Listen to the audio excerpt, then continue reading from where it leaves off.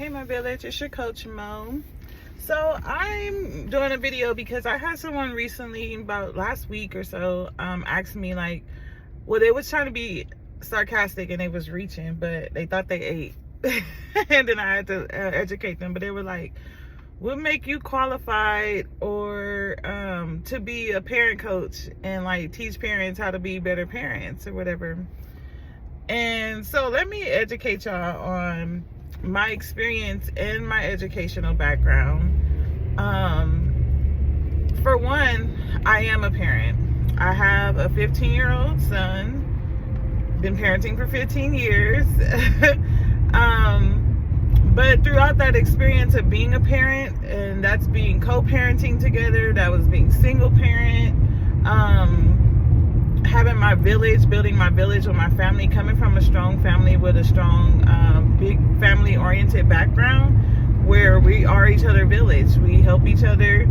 I've had great examples of what to do and what not to do as a parent. But I also, on top of that, outside of real life experience, I have a background in psychology. All my degrees are in psychology. I mentioned this multiple times. If you actually scroll through some of my videos, I talk about my journey being in grad school. I'm in my journey in getting my PhD right now in psychology, industrial and organizational psychology, which focus more on like the business side, being a like workplace psychologist.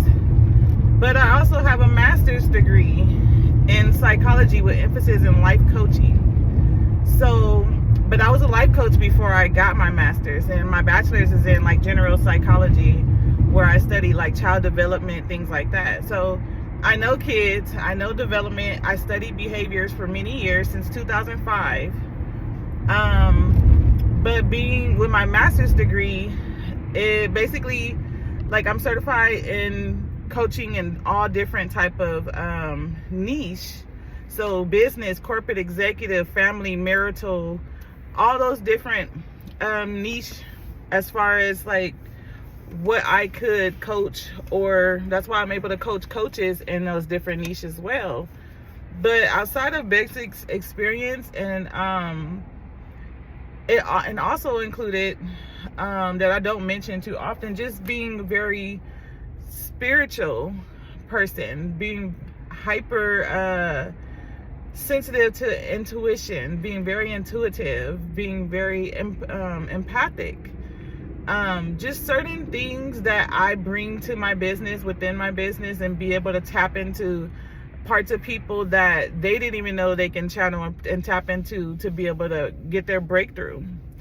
And they'd be like, oh my gosh, you pull stuff out of me that I didn't even know I had in me, to be able to heal and go through that healing process.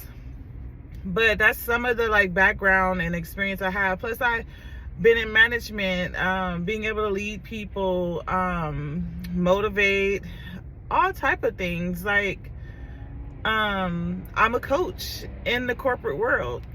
So even though I coach in my business, I also am a coach in different, I've coached in different industries, I should say, because I've coached now in the banking industry, on the financial side, but I've also been a coach in the technology world, so in tech support, things like that.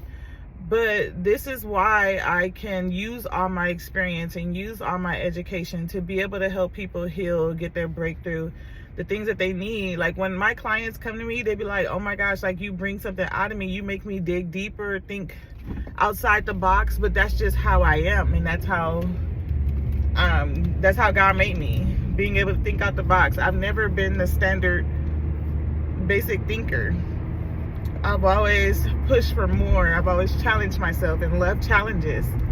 So that's a little bit about my background and my experience in being able to work with kids. I work with kids a lot, as a volunteer coach, like a coach at all my son's school, doing before and after care, working close with kids, tutoring them, mentoring them. I coached cheerleading for a couple of years, but I work a lot with kids and their parents. So it helped me understand other aspects of like what people are going through, what families are going through, to be able to help them out of those different challenges and obstacles that they may have experienced. But that's a little bit about my background. But they thought like, oh, I was just some random person giving people advice on the internet. But I'm like, no, I've been doing this. This ain't new. It's just new to you. But it's funny how people think they're coming for you, and then you educate them and they be like, oh, I can show you degrees and certificates and certifications and all that. I have paper trail. I have receipts, I should say. But that's just a little bit about my background and experience and why I do what I do and why I can do what I do. Even though doing life coach, you don't need a degree. You don't even need to be certified to be a life coach. And a lot of people don't even know that, because nobody can certify you on your life experience. So when people be like, oh, I'm a certified life coach. Yeah, there are programs that manipulate people that are insecure about their abilities and about their strengths. And they play on your insecurity because you think you have to have paperwork. You think you got to have a certificate. You think you got to have a degree to do what you do. And you actually don't. So those programs are not really legit. They just print out a certificate so you can feel better about yourself to be able to give people advice and stuff like that. That's a gift. Being a coach is a gift. It's a gift God give you.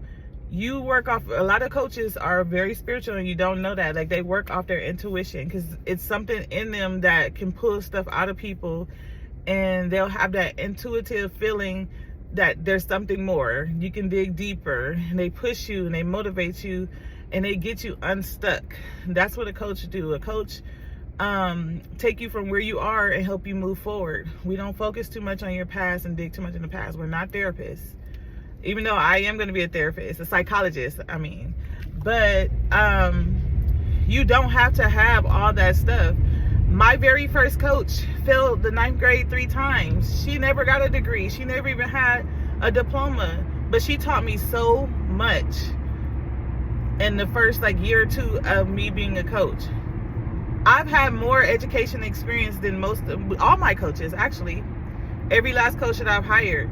But that don't mean they couldn't help me, because there's always someone that knows more than what you know.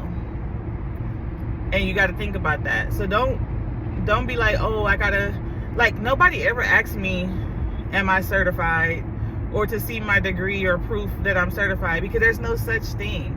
There is, my school, I went to Grand Canyon University for my master's. They do have a life coach certification program. And most of those classes in that certification program are classes that are included in my master's program, which is so crazy.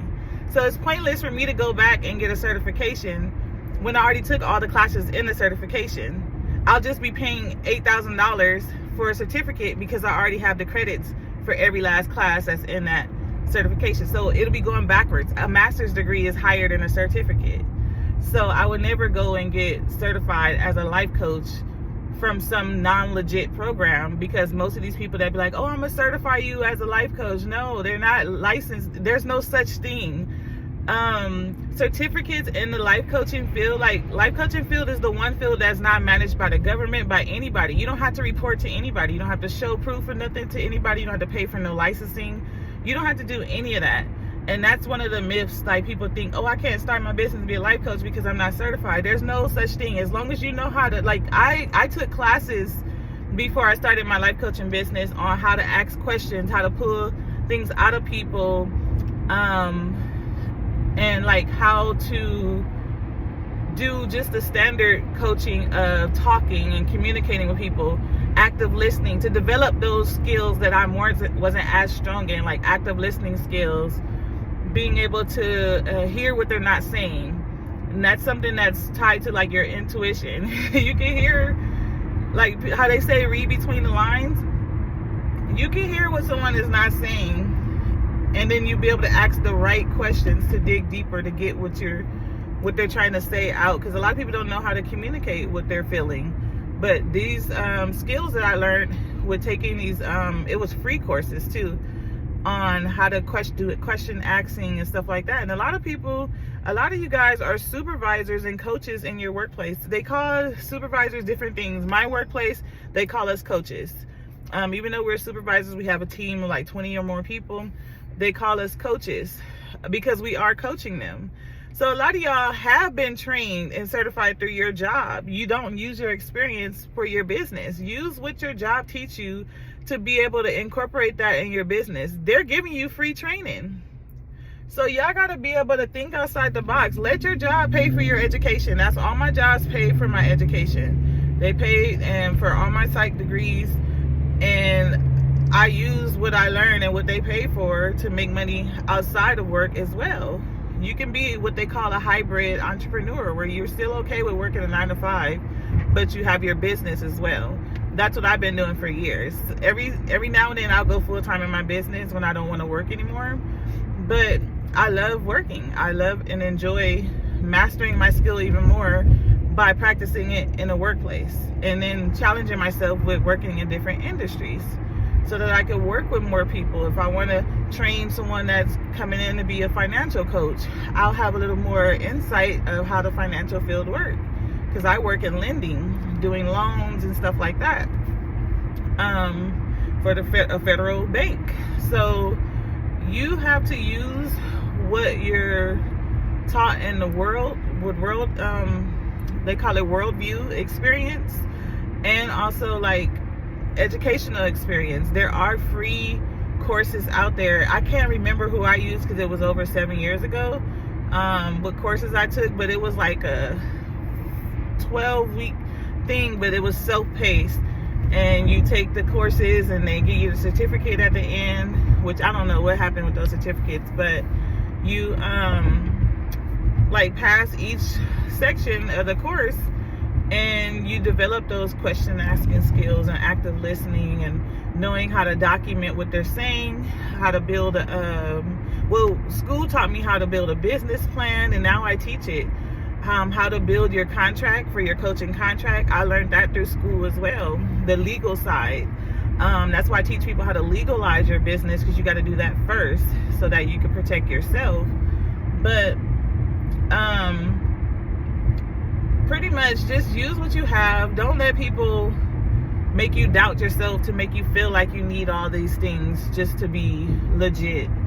As long as you have the legal side of your business done, you have your contracts, don't be doing no coaching without contracts. I'm telling y'all right now. I made that mistake, I think, the first year or two, and then people would not pay, and you don't have no contract showing like they agreed to pay. You can't go get your money. So don't do that. I learned my lesson the hard way. Don't let people steal your services. And if they're on a payment plan, don't give them everything all at once. Feed it to them each week, as they make payments, they get a little more, another section or another course. And then everything got to be paid for before the end of their time with you in order to get the rest of the stuff. So I learned my lesson with that too, but that's a whole nother video. But yeah, I just wanted to educate y'all on what my background is, my experience, my education, and just encourage you, like, start that business and do what you got to do. Just make sure you do your due diligence, do your research, but be confident in what it is and that you can do in your abilities, and get started. Stop making excuses. You don't have to go back to school.